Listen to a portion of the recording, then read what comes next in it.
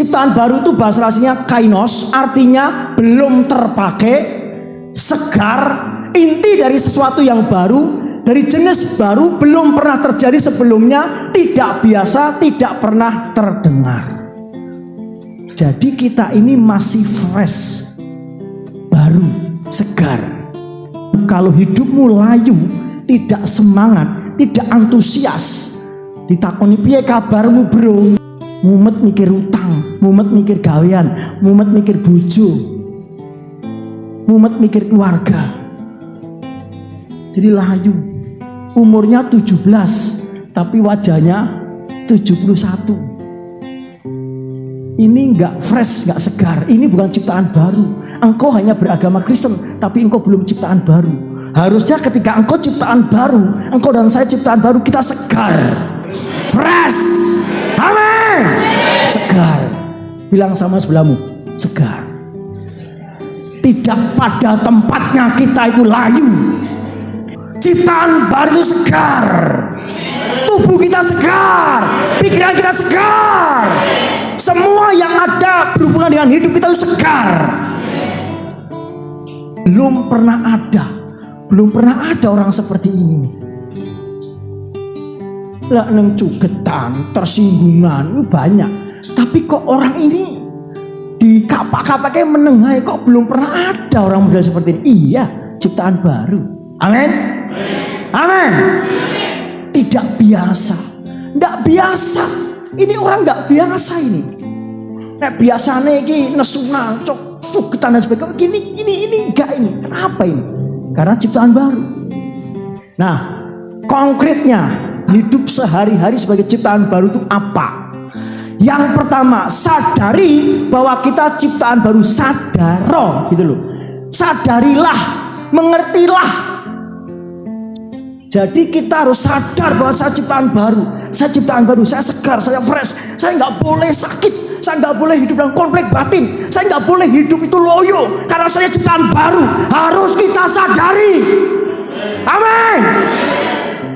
Sadari, eleng bahwa kita adalah ciptaan baru. Titah kang anyar.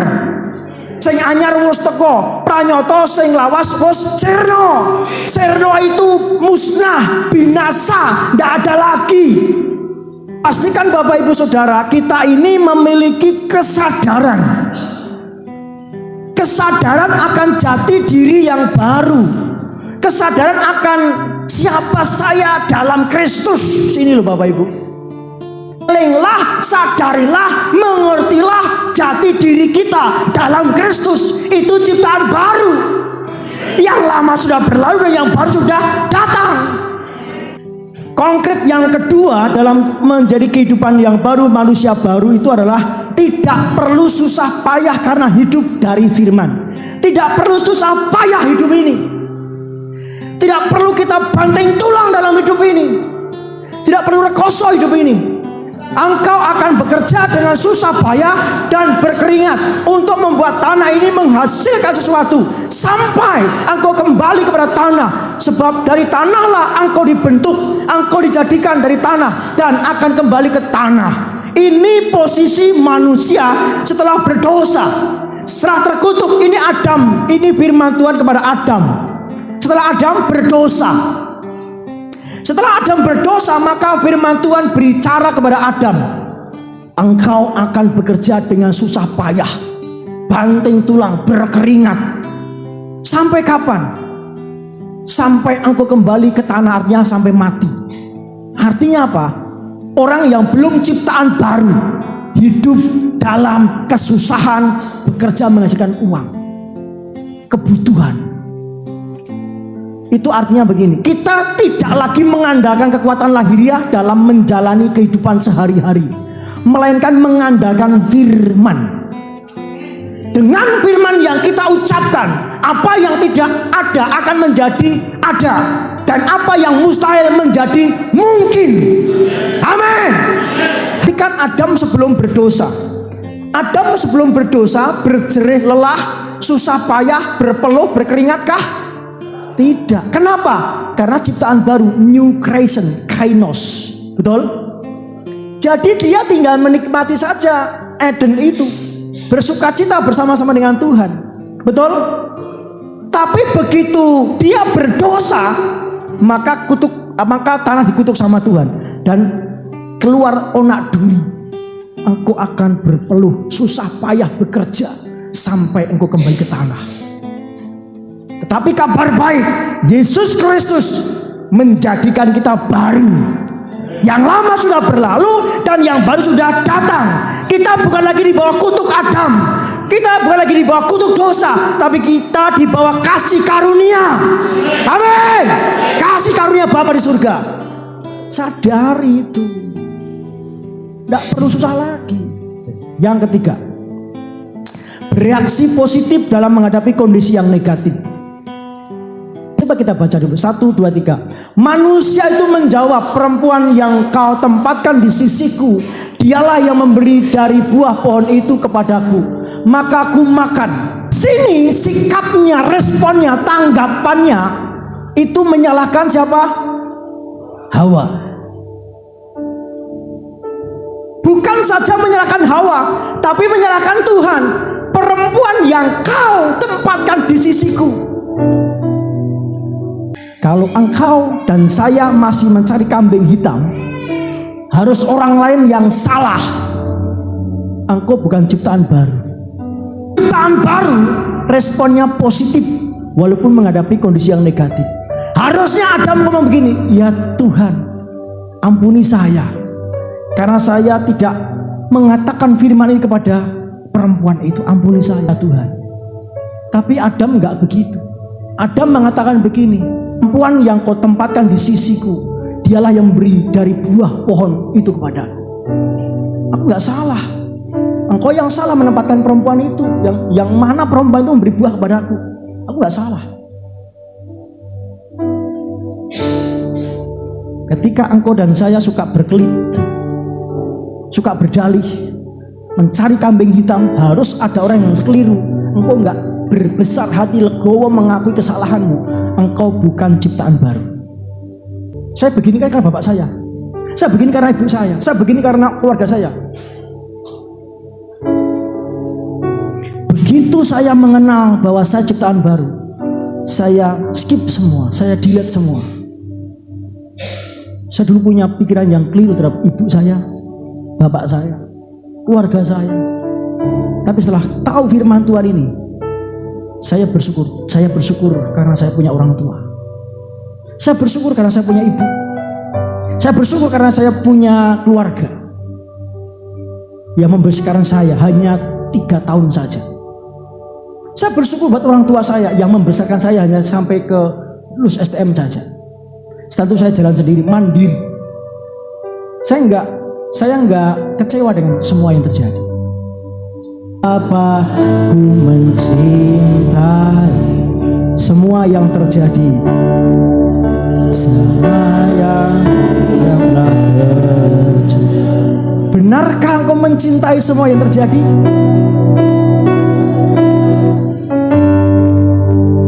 Saya setelah tahu firman Tuhan ini, saya mencintai semua yang terjadi. Setelah saya menjadi ciptaan baru, saya sadar semuanya mendatangkan kebaikan. Saya mencintai semua yang terjadi. Saya mencintai semua masa lalu saya yang mengecewakan, yang membuat hatiku pahit, yang membuat hatiku terluka. Saya mencintai semuanya. Kalau engkau ciptaan baru, kalau engkau berkata aku ciptaan baru, engkau harus menerima masa lalumu dengan baik.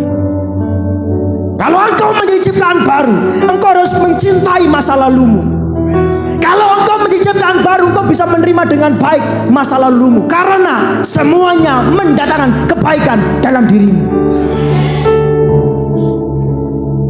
Amin. Saya mencintai masa lalu saya.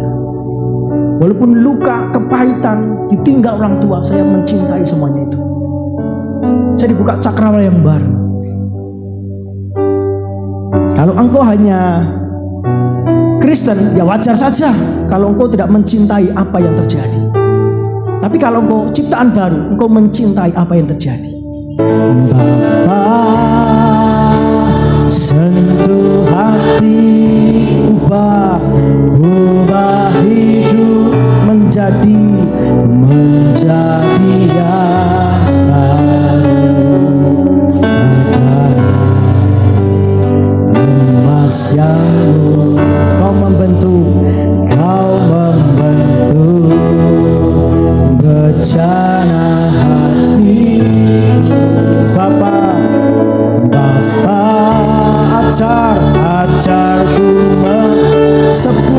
kasih, sebuah kasih yang selalu memberi.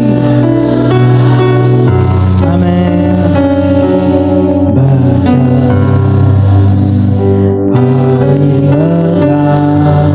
Yang tak pernah,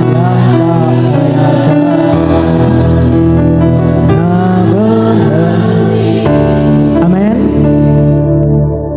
Kalau engkau bisa menerima keadaan dengan baik, dengan sukacita, engkau ciptaan baru. Menawi panjenengan saged nampi kahanan kanthi syukur no ing penggalih, panjenengan dados titah ingkang anyar. Tapi kalau engkau bersungut-sungut, gedumel, menyalahkan orang, mencari kambing hitam, engkau belum ciptaan baru. Lanjutnya, kemudian berfirmanlah Tuhan Allah kepada perempuan itu. Karena tahu bahwa jawaban Adam karena kesalahan perempuan, sekarang Tuhan berkata kepada perempuan, bertanya, apakah yang telah kau perbuat ini? Jawab perempuan itu. Apa jawabannya? Ular itu yang memperdaya aku, maka aku makan. Perempuan jadi makan buah ini karena memang ular, betul. Tapi apa salahnya sih? Perempuan berkata, ya Tuhan, ampuni saya, forgive me Lord, ampuni saya Tuhan, karena saya mengikuti perkataan iblis, perkataan ular. Apa salahnya sih ngaku dosa? Apa salahnya sih kita ngaku kelemahan, keterbatasan, kekurangan kita? Kenapa sih kita harus cari orang lain yang keliru? Kenapa sih kita harus menyalahkan orang lain? Kenapa sih kita harus, orang lain harus keliru, aku harus selalu benar? Apa responmu ketika engkau menghadapi situasi yang negatif? Ketika respon kita negatif, dalam kondisi yang negatif, engkau belum ciptaan baru. Engkau belum kainos, belum segar. Nah, pantas saja kita layu, kita tidak bergairah karena respon kita jelek. Harus ada yang salah. Saya menemukan banyak orang Kristen yang masih seperti ini. Responnya jelek ketika menghadapi kondisi yang jelek. Responnya jelek ketika diperlakukan yang jelek. Kita harus meminta pertolongan Roh Kudus untuk selalu bersyukur dan tetap akurat meresponi apapun yang terjadi. Bersyukur, selalu bersyukur. Amin. Selalu bersyukur. Saya bersyukur buat semua yang terjadi. Saya bersyukur buat latar belakang keluarga besar saya. Responi yang positif walaupun kondisi, keadaan, bahkan orang lain memperlakukan yang negatif kepada kita. Itulah ciri khas orang yang sudah menjadi ciptaan baru. Amin. Ciptaan baru. Yang berikutnya, konkret hidupnya itu yang keempat ini tidak lagi memiliki temperamen yang kasar, penuh emosi negatif, cepat tersinggung dan ngambekan. Enggak. Kedewasaan seseorang itu dinilai, dilihat ketika sedang menghadapi permasalahan. Kalau nggak ada masalah, wong dewasa ya, bagus, dewasa, rohani. Coba lihat ketika sedang punya masalah. Kalau sedang punya masalah, responnya apa? Kalau sedang punya tantangan, kesulitan, pergumulan, apa responnya? Ketika responnya, ketika temperamennya kasar, penuh emosi negatif, banting piring, banting gelas, banting kulkas, nek kuat, banting omah, nek iso, cepat tersinggung dan ngambekan. Ini menunjukkan bahwa kita bukan ciptaan baru. Makanya kita harus masuk dalam program pembaharuan akal budi. Dari hari ke hari kita terus mulai pertobatan. Kita nggak menunjukkan lagi temperamen yang kasar, yang cepat emosi negatif, cepat tersinggung dan ngambekan. Enggak. Ya wis lah. Gitu. Jangan sampai matahari terbenam, kita masih marah. Jangan sampai. Artinya apa? Kalaupun toh marah itu artinya prinsipnya kebenarannya nggak usah lama-lama. Orang usah nganti nginep. Neng, saya menemukan banyak orang Kristen orang mau nginep bertahun-tahun, ngambekan nganti tahunan. Kalau engkau bertahun-tahun masih ngambekan, engkau bukan ciptaan baru. Amin Bapak Ibu. Coba colek sebelahmu, rungokno kuwi. Amin. Bapak Ibu, ayo kita menjadi ciptaan baru, bukan sekedar orang Kristen. Yang kelima, tidak mudah terserang penyakit. Kalaupun tahu sakit, menanggulanginya bukan cara manusiawi. Sebelum Adam dan Hawa berdosa, adakah sakit penyakit? Belum ada. Kejadian 3 itu mencatat baru ada sakit penyakit muncul di situ. Ada kata penyakit di situ. Engkau akan mengandung dan melahirkan dengan kesakitan. Ada kata kesakitan. Setelah mereka jatuh dalam dosa. Sebelum jatuh dalam dosa mereka tidak ada sakit, tidak ada sakit penyakit, tidak ada kata sakit. Artinya apa? Di dalam ciptaan baru yang manusia serupa dengan gambar Allah sebelum berdosa, tidak ada sakit penyakit. Amin. Kalau engkau sedikit sakit, meriang, migrain, jantungan, asam urat dan sebagainya, hati-hati Bapak Ibu. Mungkin maafkan saya, kita belum ciptaan baru. Mungkin kita di dalam kutuk Adam. Tidak mudah terserang penyakit, tidak mudah. Kalaupun sakit, menanggulanginya dengan cara bukan dengan cara manusiawi. Dengan apa? Firman. Sebagai ciptaan baru, kita sukar terserang penyakit. Kalaupun sakit, maka dengan kuasa Roh Kudus kita diberikan hikmat, dan dengan deklarasi kita bisa mengusir dari tubuh kita. Kalaupun kita sakit, kita minta Roh Kudus. Kenapa saya sakit? Kan kalau engkau sakit, jangan periksa kesehatanmu, tapi periksa hatimu. Karena dari hati memancarkan kehidupan. Kalau hatimu sehat, fisikmu sehat. Jagalah hatimu dari segala kewaspadaan, sebenarnya itu memancarkan kehidupan. Kalau engkau sakit, jangan periksa kesehatan ke dokter. Jangan cepat-cepat cari obat, periksa hatimu. Kalau hatimu sehat, fisikmu sehat.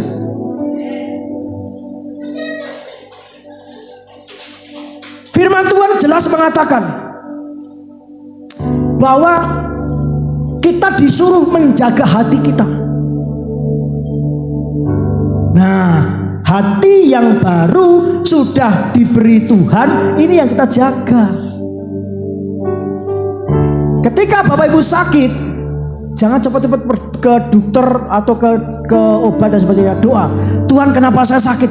Oh, ternyata saya sedang konflik dengan orang lain. Betul enggak Bapak Ibu? Kalau kita konflik dengan orang lain, aduh, kok ngerti-ngerti aku migran gitu ya? Kok ngerti-ngerti asam lambungku naik ini ya? Kenapa ini? Kalaupun tak dikasih obat, nggak sembuh. Karena obat itu hatimu. Amin. Kalau hatimu sembuh, tubuhmu akan sembuh. Kalau hatimu pulih, tubuhmu akan pulih. Makanya orang kalau menjaga hati itu sehat. Ya. Jadi Bapak Ibu, kalaupun toh sakit, tidak dengan cara manusiawi. Begitu sakit langsung ke dokter, cepat-cepat dokter, cepat-cepat obat. Waktu kau buang obatnya diminum semua. Saya tidak melarang Bapak Ibu untuk ke dokter berobat, tidak melarang. Tapi sebelum ke dokter, ke rumah sakit, doa dulu. Tuhan, saya sakit itu kenapa ya Tuhan? Apa hatiku keliru dengan suamiku, dengan istriku, dengan anak-anakku? Apa saya keliru dengan tetanggaku? Apa saya keliru dengan kolegaku? Apa saya keliru dengan siapapun Tuhan? Tuhan koreksi hati. Apakah ada ganjelan dalam hatiku Tuhan? Kalau Tuhan tunjuk, iya kamu ada ganjelan nak. Ya sudah Tuhan, ampuni saya Tuhan kalau sudah ada ganjelan. Ketika engkau berkata minta maaf atau memaafkan, engkau sedang melepaskan kesembuhan. Engkau sedang merilis kesembuhan, healing. Sehat itu gak perlu obat. Sehat itu perlunya engkau mengampuni orang lain. Ketika engkau mengampuni orang lain, engkau sedang melepaskan kesembuhan atas dirimu sendiri. Wah, aku rasa pegel-pegel ya. Mungkin bebanmu terlalu berat bro. Bebanmu terlalu berat memikirkan kata-kata orang. Kok telingaku rada sowak ya? Karena telingamu begitu tajam mendengarkan sindiran orang lain. Masih aku rada cenut-cenut ya. Mungkin kakimu berjalan untuk tidak sesuai dengan kehendak Tuhan. Ketika Tuhan berbicara, iya nak, kamu sakit bukan karena fisikmu, kamu sakit karena hatimu. Bereskan hatimu, maka aku akan menyembuhkanmu. Amin. Untuk sehat tidak perlu obat, tapi milikilah hati yang akurat. Ayo berkata dengan saya, untuk sehat tidak perlu obat. Yang kita perlukan hati yang akurat. Bilang sama sebelahmu, ngono loh. Untuk sehat tidak perlu obat. Untuk sehat milikilah hati yang akurat. Kalau engkau sakit, jangan periksa kesehatanmu, tapi periksa hatimu. Karena hatimu lah memancarkan kehidupanmu. Mengampuni tidak mengubah masa lalu, tapi mengampuni mengubah masa depan. Amin. Mengampuni tidak mengubah masa lalumu, tapi mengampuni mengubah masa depanmu. Saya mencintai apa yang sudah aku alami. Masa lalu saya dulu saya nggak terima, tapi saya menerimanya. Saya memaafkannya, saya menerimanya. Dan saya pastikan saya punya masa depan yang baru. Amin. Betapa ku mencintai segala yang telah terjadi. Amin.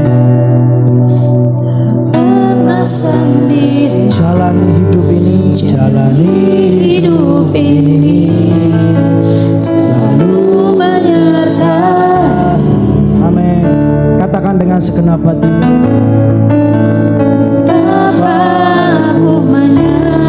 Kalau engkau bisa mencintai masa lalumu, engkau sudah menjadi ciptaan baru. Kalau engkau bisa pahitan masa lalumu, berarti engkau adalah ciptaan yang.